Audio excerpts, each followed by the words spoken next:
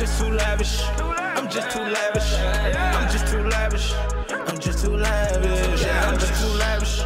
I'm just too lavish. I'm just too lavish. I'm just too lavish. Yeah. Then I hit her with the slammer. Shawty say she like my country grammar. Yeah. Then I pour the lean into the fountain. Welcome to the Young Millionaire's Mind. It's your boy Shot, and today I am here with Mr. James Bronner, the trade show director for the Bronner Brothers Hair Show. I want to welcome you to the Young Millionaire's Mind. Thank you. Glad to be on. And for the people who aren't familiar with the Bronner Brothers, go ahead and introduce yourselves and tell everybody what the show is about. We are the Bronner Brothers International Beauty Show. We are the largest multicultural beauty show in the entire world. So we've been around 70 years. We also produce multicultural beauty products that are sold in Walmarts and Targets and grocery stores, drugstores, and beauty supply stores all over the country. Listen, Mr. Bronner, how has the family been able to sustain and grow a multi-million-dollar business? We've been able to sustain and grow through several different principles. My father and his brother, they were the original Bronner brothers. And my father, he gave us three principles that were our main principles of God first, family second, and business third. The family portion allowed us to be where we are now. So if my father would have just had a philosophy of do good business, he would have built a big business, but then it would have been destroyed in our generation. But because he really believed in developing us, he had 6 sons. I'm the youngest of those. And he put God first, and God gave him a lot of inspiration for new ideas and really that faith and encouragement to really keep going in the hard times. And then that family portion gave him a stable environment at home, gave him peace, and something that also gives you motivation. It's something that, if you haven't, I've seen a lot of times when people having issues at home, I don't even want to make no more money because they don't even deserve it. Right. So, and then that business portion was third. So he really focused on his business. He didn't let things distract him. He didn't get involved in a lot of things that just take time. So he kept that priority order, and he stayed focused on what he had to do and didn't give up. And we operate by those principles today. And his father gave him 3 principles of work hard, keep good company, and to be honest. So those were 3 principles he brought from the country down in Kelly, Georgia, and then he added his 3 of God first, family second, and business third. So those principles have allowed us to grow and to sustain a multi-million-dollar company. Well, that's impressive. And you just said that been in business for 70 years, so congratulations on that. Thank you. And you also were recognized at the Sheen Magazine Black Tie Gala this year. Yeah. So that's where we actually met. So what do you know what the initial investment was for the company when it first started, or a ballpark range of what the investment was? Well, back in that day, it was hard for blacks to get loans. Right. So you come in and talking about a business especially, so that was a difficult proposition. Citizens Trust Bank was a black-owned bank. There still is that. They really helped him with some financing, but he did have to finance it against his home, so you had to bootstrap it and use what you have. So you had to come in and talk to my mother and say, this is the vision, and it's going to take a sacrifice. So I believe it was about, I would say, $20,000 to $30,000 initial investment back then that was leveraged against his home. And he took it and made the most of it and kept it growing. He only had $20 when he came to Atlanta. So even though he was from a line of entrepreneurs, they were so successful in the country that the KKK burned their homes down twice. So he had to start all over. So he only came here with $20, but he came with multi-millionaire mindset. So that was passed down, and he took it. Took his house and mortgaged it against the business, and that gave him the initial capital. Good thing it worked out, so we weren't on the streets. Speaking of sacrifice, I know a lot of times a lot of people say, oh, I don't have time to do this, or it's just always an excuse for why they can't do something. So how important is it for you to sacrifice some of the things in order to get to where you want to go? Well, that was a principle my father had. He said there's only 2 kinds of people in life: those who get the job done and those who got an excuse why they didn't get it done. So he cut out all types and just down to those two things. So he really didn't want to hear excuses. He wanted us to sacrifice and roll up our sleeves and get it done. So sacrifice is very important. When we started our side businesses, we basically worked on a regular job. We saved up money from that and did our other businesses on the side until we got the security to know it's gonna work. So it took sacrifice to come home from an 8-hour-a-day job and then work in another business for hours. So that's some of the sacrifice, but it pays off in more freedom later. So it's worth it, but you do have to do the extra work. I worked all the way through college, and I worked through high school as well. So that was sacrifice, but it taught me and it made me more advanced by the time I came out of school. So the time I came out of college, I had 8 years of experience, so I was like a 30-year-old regular coming out of college. So that greatly helped me. So what was it like growing up in a family of wealth, or one that was continuously accumulating wealth from the Bronner brothers? It wasn't like most people imagine. So when I was in school, they knew about Bronner Brothers and they knew we were multimillionaires, and they would see the Black Enterprise magazine that would come out and they would see us listed about number 80 and say, whoa, all these millions. My classmates pictured in my mind me rolling up to the school in a limousine, stepping out, and maids cleaning up at home. Actually, it was the opposite. My father, he was really, he was in the military, and he was a real disciplinarian. He believed in bringing us up the hard way. So we had no allowance. So even though my daddy might have had multi-million, we didn't see it. So people just think we are who we are because we were spoiled and had this. No, I was the hardest working guy in my school. So we had paper routes before school. We had to earn our own money. I had to buy my own car. Got scholarships for my own college education. So we had to clean up at home. So we actually had to do the work. So it was a sacrifice, and so we didn't really, because we lived in a moderate home, we didn't really feel money. I mean, my father, he didn't drive Mercedeses and Rolls Royces, so he bought used Buicks. So he was a very frugal guy. He bought his clothes from Family Dollar. So growing up from little shopping with him at Family Dollar, I really didn't feel it. So people from the outside looked at it as that, but yeah, I couldn't tell. So we knew the business stuff, but I didn't know what was in the bank. So I was just going, our home was just a modest home. So, and modest cars, modest clothes. So I wasn't coming to school in a lot of name brand stuff. I never owned a $100 pair of tennis shoes.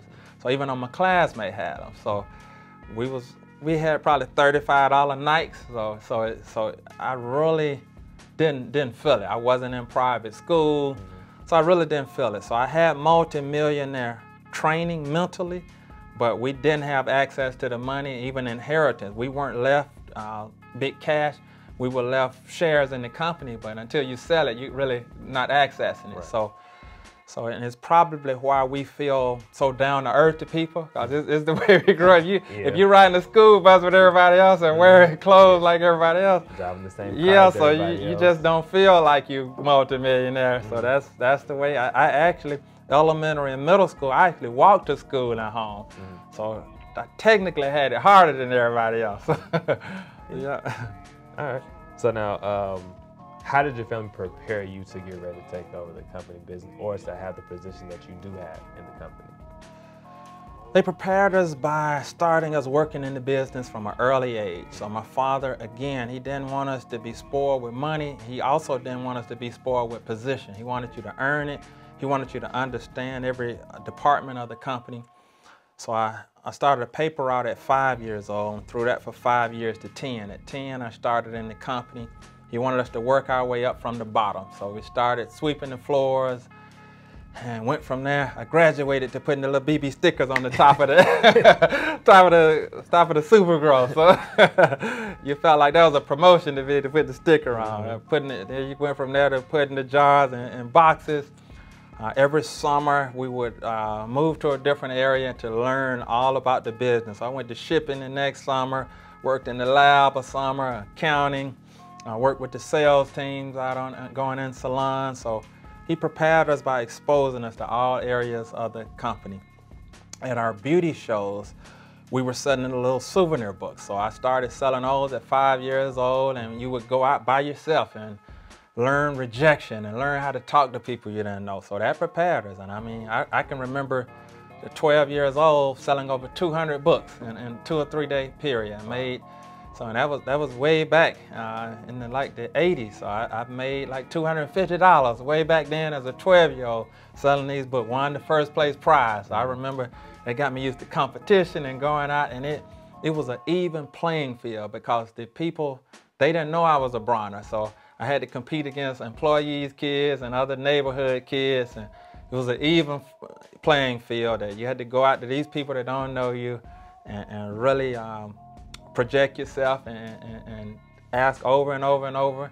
The more you ask, the more sales you got. So that was part of our training. It trained all of us in sales and in competition. So we worked our way through. And school didn't really train us for it. I mean, even though some of us went to school for business, my father basically told us, because he understood, he went to Morehouse in business. So he did go to school for business, but he understood it didn't teach him business. So he told us basically to go to college, get your degree for the credential purposes. And he said, come home, ball it up, throw it in the trash, roll up your sleeves and get to work. So he was really the old-fashioned way of really getting the job done, learning on the job. And so what I just gathered from what you just said was your family instilled discipline and what it truly means to work hard. So now you going into college, how did you apply those same principles into obtaining your college degree? Okay, and my college degree, it was a little different. I did realize I was going to be coming into family business when I got out, and I understood the values of my father that he wanted me to get it for credentials. So I didn't necessarily focus on GPA. Now I did in high school. So in high school, I recognized that my grades were going to get me scholarships and stuff. So I did graduate from high school with a 3.9. So that work ethic helped me. Even though I was working in the company, I actually was the top black male in my whole class out of 300 and something students. So it did get me into Georgia Tech. It got me a 4-year scholarship. Now when I got to Tech, I realized I was training for the business world, and my father didn't really care about grades. He wanted me to get the credentials. So I focused on what was important for my life. Now, if I was going into corporate America, I would have probably had a different set of values. But I was working in the business during college, and then when I was a junior in college, I started working with this network marketing business in addition to that. And that was a great training ground that trained me better than my books. So, and I knew from my father's teaching that it would be good for my business wisdom. So I did put a lot of energy in that. And in 6 months of that, I had 800 reps under me. I was making as much as engineers that got out of school. So I began to market it. So and it caused my creativity to expand. And because I was in engineering school, it was very tedious. So I said, I can't talk to everybody about that. I don't have the time. I got to get my homework and stuff. So what I did, I had to get creative. I said, how can I continue this momentum? And so I put my pitch on audio tapes. And then I was working in the church, so I would help them duplicate tapes. So I went and bought me some bulk tapes and duplicated them after hours and put my contact info on the tape and just began to send them out by the thousands. Whenever I would give people a ride over campus, I say, hey man, listen to this while you ride. Right. Take this with you. I remember going to talk to the counselor, and she said, let's look at your grades. And I said, you're slipping a little bit in this class. And I was still in sales mode. I said, yeah, this class is slipping, but the reason it's slipping because I'm making $5,000 a month over here with this product. And I said, it's hard to concentrate when you got money rolling in about $1,000. And she was like, what? 5,000? That's more than I made. So it really began. She was like, tell me more. So I was in sales mode, but it really helped train me on sales and train me on leadership, because people would come over to my house, all of my leaders, and I would have the meetings. And I was in college conducting these meetings with adults on how to sell this product, how to manage your team. And back then, in that day, we didn't really have the internet, and orders were coming in so fast. I didn't have time to write all it, handwrite. So I had to get creative and engineer, say, how can I get this price? So I wrote a little program that would actually use a modem out of my computer and fax in digitally the orders before there was any e-fax. So I created something, and I was just able to put in a couple of characters out of the people's name. It would fill in all the name when all the other reps was handwriting all the orders. So I created it, and it would fill in the order and prices, and then it would batch send them to the company.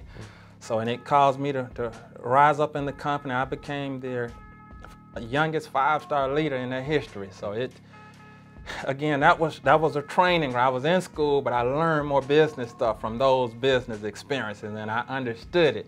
So I didn't really worry about grades as much as long as I was finishing those courses, and I focused on my energy on the things that was going to benefit me the most. Yeah. Yeah, so now with us being millennials and we having technology and we can Google basically everything. Yeah. Do you feel having a college degree is still important to move forward with either business or anything like that in the future, or do you think you can just result back to the end of the World Wide Web to find out whatever information that you need? I believe it depends on what you're going into. So if you are, some people, they start in management at another company, they learn all of the system there, and then they take that knowledge and start their own. So most HR departments are going to require that degree, that 4-year degree, to even get to that level of management or whatever in those businesses. So it depends on your path. Some tech fields, you don't need degrees. You need maybe the certifications to do that. So I think it just depends. Even going to get financing sometimes from investors or banks, you know, they want to see a track record or something. It's hard to just say, you know, I got this passion. They want to, sometimes it takes a certain level of education to even do a proper business plan and to be able to write properly and things like that. So it depends on your skill set, how quick of a learner you are, and what path you're going to take. So we did the path of working a good job, saving half of that money, and starting that business on the side and make sure we got something there before we took time away from that job. So that was a safer path than just jumping in something. So, but to do that path, you need a good education and then, yeah, just depend on the field. You got some professional fields like in law and some things that you will, yeah, you just have to have that education. But some other fields, if you just got a product out there, you might not. I mean, my oldest brother I'm in business with is a chemist, so he developed the Bronner Brothers product. So he needed to go in to get that education. We make health products in our other business. He needed it for that. So just depends on what you're doing. But it's work either way. So college is work and not doing it. But it at least, I didn't learn my stuff at Georgia Tech for business, but what it did is it gave me a tenacity to be able to finish. And it gave some people confidence that didn't know me. They know if I could complete Georgia Tech, they said, even though it might not have taught him what he's doing in this, then I know he's a quick learner, and I know if he finished that, then he will complete this project. So it can give people confidence in you. You form a track record. But if they see you go 1 year and quit, it can make them shake it and say, he might be a quitter. He might have got a tough time here and just quit to do something else because he didn't want to do it. Right. So it can make people, you might have to explain yourself more if you quit. Mm-hmm. So even if, yeah, and if your idea doesn't just take off like Zuckerberg now, yeah, you could be in trouble with that. Yeah, you could be in trouble with that. So we can kind of, I guess, consider you an innovator because you created ways for you to maintain your business while you were in school. So how are you doing that? How are you applying what you went through for your kids in order to take over the family business or uphold another leadership position in the company? Well, first of all, I kind of analyze their skill sets and native talents, and I'm positioning them, the company and in their own business, according to what I see naturally in them. So I believe in school, a lot of times they would take what you're weak in and begin to tutor you and put more focus on your weaknesses. Mm-hmm. But in business and in the corporate world, you get paid for your strengths. So people want to buy what you're strong in. They don't care what you're weak with. You're not going to get paid for that. That's a drawback for you. But so they will focus on, and stuff is specialized. So You can be in one area, if you're real strong in there, you're gonna get paid for that, even though you can outsource some in a weak area. So it's a little different between school and business. So I wanna look at their strengths, and then I formulate a plan in order to sharpen them in those skills. So whether it's shadowing a person, a manager in that area, or it's going through training. Last week, I took 3 of my kids to a teen entrepreneur conference for 3 days of intensive training. And it was excellent. They taught them everything. First speaker, he was president of a $10 billion a year company. Another guy on a technology company taught him how to build a website from beginning to end. They had a social media marketing company presidents that taught them how to market on social media. So it was excellent. So they got that at a young age, and everybody there was 13 and 19, so it put them in an environment for entrepreneurship, and to see teenagers from all over the country who had similar passions. The unfortunate part of that experience, my brother and I were the only 2 African-American fathers in that whole conference. So that was the only thing that hurt me, and it wasn't due to money. So the conference was 3 full days from morning to evening. It included 3 or 4 meals. It was $140. So that's the price of a pair of tennis shoes, so, or a trip to Six Flags for 3 people, you know. So it was a 3-day intensive with all of that top stuff. And we were the only African-American fathers there with their children. So that kind of hurt me, that it wasn't more people taking advantage of that type of thing that really develop our young people. So for the people out there who do have family-owned businesses right now that may not be as successful as the Bronner brothers, what do you feel are some of the key elements that they need to instill inside their family to continue to grow their legacy? So I would say, don't spoil your children, number one. The biggest mistake I see people make, they will struggle and say, you know, they'll grind and say, I'm successful. Now I don't want my children to have to struggle like me. That's the number one mistake. What I see happen from entrepreneurs that we grew up with and my father's generation, those that had that mentality and they sheltered them and spoiled them and say, don't struggle. What we saw was that they didn't have the muscles. What built their parents was the struggle. There's the struggle against the weights that build a muscle. And they lost that element when they took away the struggle. So my father understood it, so that's why he had us out throwing papers early in the morning. We had to struggle, and that built our muscles. So that's the biggest mistake. So I would say, number one, don't spoil them. We didn't get allowance. My children don't get allowance. So even in this modern age, my children buy their own cell phone. They pay for their own cell phone plans. So they buy their own cars and they get scholarships. So they are having an appreciation for money.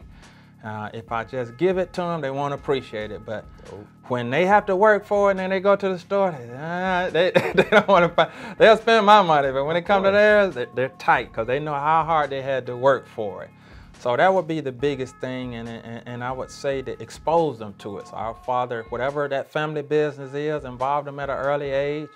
Let them work side by side with you. You can't just tell them. You have to let them experience it and begin to let them sell and do little things from an early age. So I had a son that liked tennis shoes, and I explained to him why it wasn't a good investment to buy a $150 pair of tennis shoes. I like, how much are they going to be worth in 6 months? He said, maybe $10. So I said, that's not a good investment. So I showed him a better way. I said, you know, buy the Nike stock. And he took the money, bought the stock, and he put $100 in it that he would have put into the shoes, and it was worth $150 in a few months. So he saw that it was a better in value. So he still wanted shoes. So I said, figure out a way to do it without spending your money on it. So what he did, he bought a pair, and then he began to rent them out at school for $10 a day. So he got people he could trust. He let them sign this thing, and he made his money back after about a month. And then he was able to wear the shoes for free. So it caused him to think outside the box, to find another way to do it without just spending your hard-earned money. Right. So train them up, let them experience it side by side and work hard, get that work ethic. So they'll have the muscles necessary. So now going back to the hair show, when did you take it over? I took it over about 2 to 3 years ago. So what has been the biggest feedback that you've seen from prior to you taking it over up until you taking it over right now? So the first thing I did, because I'm a computer engineer by training, so I was used to collecting data. So the first thing before I made any change is I did a survey. So I probably got about 1,500 people at the show that were past and current attendees, and I asked all of this list of questions. So I said, I don't want to make assumptions. Let me see what the real feedback is. Some of the feedback I got was they didn't like non-beauty products being on the floor, and it was, if you had clothes and stuff mixed in with companies, it gave it a flea market effect, and they didn't really like that. It's like, we're beauty professionals, and we don't want to see knockoff pocketbooks next to Paul Mitchell, and it just wasn't a good feel. Right. So that was one of the things, and another thing they didn't like non-licensed consumers being able to get their education so that they could do hair at home, and it was taking business. YouTube was taking a lot of their business from those hair videos. So I fixed it. So I got rid of all the non-beauty products. I hit the road. I went to talk to those that they wanted to see. I said, what companies do you want to see here? So I went and sat down with Paul Mitchell. I went and sat down with the president, and I sat down with Design Essentials, the president. So we began I gave them the vision and said, hey, we want to do this for the industry. We're the largest. We want to make this thing more professional. And I said, the customers are asking for you. So we're here at the desire of the customers. And I brought them back in. So they came back in. So I cleaned up the exhibit floor and made it all beauty related. And then I fixed the classes. So I started checking for licenses and notating you when you got a license, and only those people with a license could take those classes. So I restricted that top quality education to those that were licensed to do it, that had paid all of that money and that made that sacrifice. And I went through every area and did the same thing, from the night entertainment to the registration. So I began to have them to rate every area, every show. And so I made those broad changes, and it really got good feedback. And then I began to make smaller tweaks. So I said I want to even take the education to a higher level. So I began to survey every class and then make decisions on which classes to have by those that ranked highest, those that they felt like they were getting better value. And I just began to use data to tweak it over and over and over till it got the education better, the exhibitors better, the night events were better. Started asking them, I listed all these options on night events. What would you want to see? Who would you want to see? And start, after we improved it, got them to rate it, and everything just began to get better, tweaking it more and more, optimizing the system. Yeah, something that I'm starting to see more and more comment among up-and-coming hairstylists, makeup artists, barbers. They're offering coaching sessions with other barbers, other hairstylists, or even just teaching some of their clients how they can use some of the same principles at home. Right. So how are people able to sign up to host a class at the Bronner Bros Hair Show? Well, we used to do everything through email and snail mail. So I was a technology guy, so I put technology all through the show, from registering on your cell phone to barcode scan and all type of things. So did the same thing with education. So everything is an automated system on BronnerBrothers.com. If you click on education, basically it's a 6-week period after each show is for the applications for education for the next show. Right. So you go into education, it'll say instructor application, and everything is there. The description of the class and everything. You would put it in, and then we have an education coordinator that would go through and select based on the past surveys and what people are looking for, and to fill out all of the balanced areas to make sure we have everything covered with the good balanced spread. They make the decisions, and then they'll send out letters on. We have over 100 classes, but we have like over 300 applications. So not everybody is selected. So, okay. But we want to give a good balance and the best quality of what people want. Okay. And now, who have been some of the long-term supporters of the hair show? Some of them, especially in the multicultural hair, Design Essentials has been a long-term supporter. They just celebrated 25 years in business, and also Dudley Products. They've been a long-time supporter that we've had great partnerships with them. Those are some of the names that really stand out that have been there with us a long time on products. So now, what should we expect this year in the 2017 August Bronner Bros Hair Show?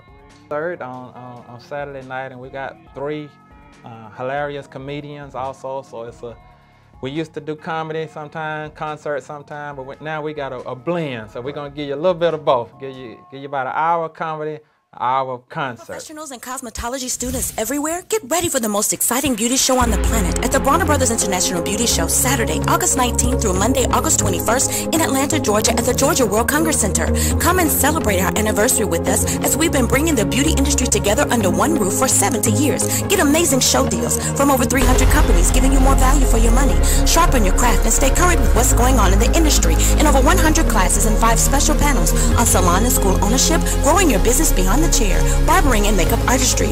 Introducing our new job fair. Bring your resume to the show to get an amazing job in the beauty industry. On Saturday night, come out and prepare to laugh in our hilarious comedy show featuring JJ, Double D, Coco Brown, and Steve Brown with an epic concert right after featuring music sensation Dage Lowe. On Sunday night, get ready for the battle of the century as 4 industry giants compete on stage for $10,000 in the world famous hair battle.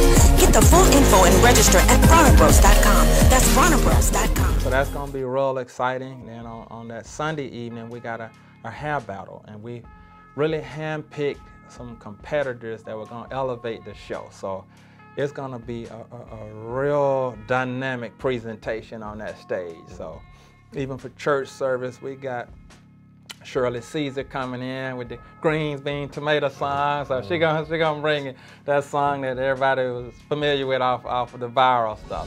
Look! I got beans, greens, potatoes, tomatoes, lamb, rams, hogs, dogs, chicken, turkeys, rabbit, you name it! She's gonna actually be performing, my brother be ministering. And we have some new exhibitors and some new classes, some new competitions on the daytime stage. So we do have because it's 70 years, we've got a beauty historical museum that'll give people movies and some of the older hair stuff that the younger people might not have seen, how they used to do hair 50 years ago. So we want them to be able to touch it and feel it and really see how they used to do straighten hair and things like that. And a little history about the show, so they'll be able to come in and see the history. So we got a few surprises and some surprise celebrities that'll be coming in, some huge ones, huge ones. Okay. So I see you there working. I see you working on social media. That's yeah. So we network. We closing out some deals. I can't until they sign on them. I can't give some. But it's some big people that are actually BET is actually even shooting some documentary on some of the celebrities that's coming in. So they will be bringing some big celebrities in. You'll see them shooting all through the show. So it's going to be a very exciting time, very exciting show. All right. Now, so for the word to get in contact with you, from websites, social media, all of that, how can they get in contact with you? I have a personal site, jamesbronner.com. It's a contact form on that. For the show to get all of the information, to register for classes, register for the event, the night event, to become an exhibitor, for a booth, all of that is at bronnerbrothers.com. That's BRONNER BROS.com. You can abbreviate it or spell it all the way out, Brothers. So all of the show information is there. Contacting any department of the company is there, and my personal is just jamesbronner.com. You can see my family mission statement there that I got my own children by, and all of the principles of our generations that I implement in their lives. So you can see that there and contact me there as well. And if you want to get in contact with me, you can reach me on Instagram and Twitter at BlameItOnShad. Make sure you check out the blog, www.youngmanairsmind.com. And also don't forget to check it on Instagram at YoungManAirsMind. I'm just too lavish. I'm just too lavish. Yeah, I'm just too lavish. I'm just too lavish. I'm just too lavish. I'm just too lavish. Yeah. Then I hit her with the slammer. Shawty say she like my country grammar. Yeah. Then I pour the lean into the fountain. Drink all these racks on me, I feel like Stunner. Shawty dog.